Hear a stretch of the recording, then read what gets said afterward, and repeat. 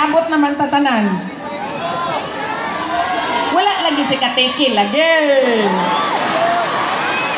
Wala si Kateki. Mayor! Kabalo mo, tigulang na gyud ko. Ang ako ang naabtan nga mayor no, ang iyahang amahan. Nakainomdom pa ko sa paglinog gani din sa inyo ha. Nawala lagi itong linog. Ano lang Lord, thank you Lord, nawala ang mga linog. Ngayon nagsigig linog man to kani adto.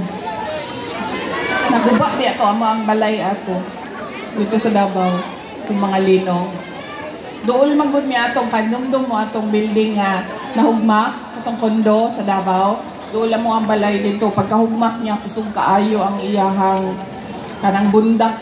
So, naapektuhan ang amo ang balay.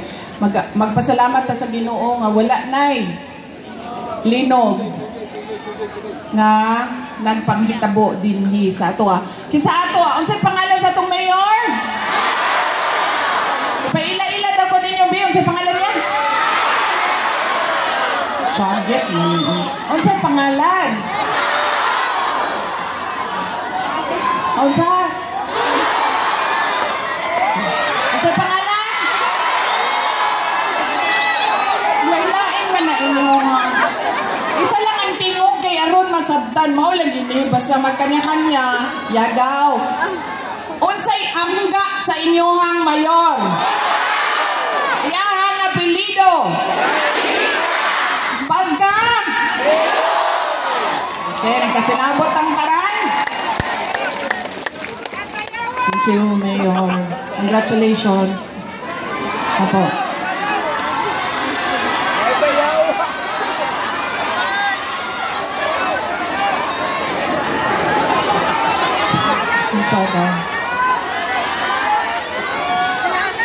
Si Gob, ang nakaila sa iyahang linya. Sa ilo ako, dili ko taga North Cotabato. Gob, palihog ko istorya sa imong linya. Ang linya sa asang pundok ninyo, Gob? Asenso, Cotabato. Kabalo mo no, makahinumdum ko kay Gob, Pinyol. Kadto ganing mga dagko kayo nga kanding. Kaya ang advocacy o ang expertise ni Gob sa agriculture man yun. Diba? Dagko kaayo to nga kanding. Natagaan ba ko ato, Gob? Oo, si Mama pod. Ato mga dagko kaayo nga kanding. Ang ato ang linya. Nakay Kudigo. Istorya sa ko sa kanding. Sige, Gob. Gihatagan ako si... Antong ugma pa man ato ang schedule diri, Gob. Bakit ay labot nga walay makaagi diri? Sige, Gob. Gihatagan ako si mama nimo o kanding, lalaki o babae. Hingan lang ako og Rudy o Beth. Pag istorya na ako kay papa nimo, tingko gihatagan ako si Beth o Paris nga kanding, lalaki o babae. Insya, usa lang babae, usa lang duwangi.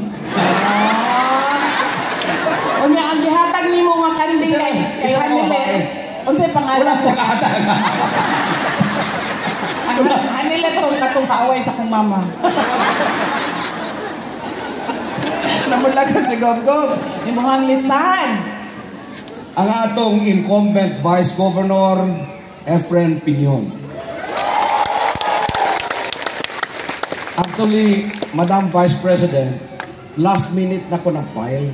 So ang among grupo ragtag ni. Nailungsod nga duha ra mong kagawad, nailungsod nga usara, nailungsod nga duha lang among mayor sa kini incumbent. Si Mayor Susing Sagdalan sa Alamada, former governor, o si Mayor Jose Paulo Evangelista Kidapawan City. Ang among mga board members, Board Member Joseph Evangelista, amahan ni Paulo, o ang akong kamagwangan anak, ihada sa imong papa sa kasal, Board Member Dr. Maria Crista Piñol Solis.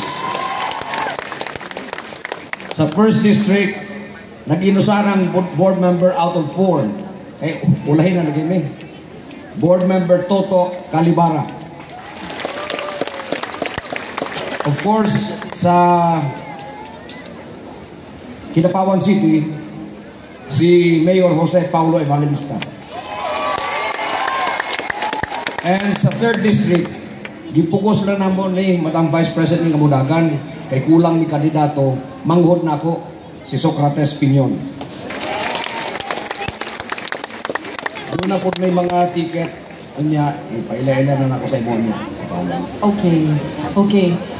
Mga kaigsunan, sabon nako. Ako ang pahinumdum kaganina, balik-balik na to, di na nako usbon. Mag-uho na to ang pagpili sa ato ang mga leader. Diretsoon na nato para dili makagubot. Kung napili ko ang governor, pilihan na tanan ang iyang kauban.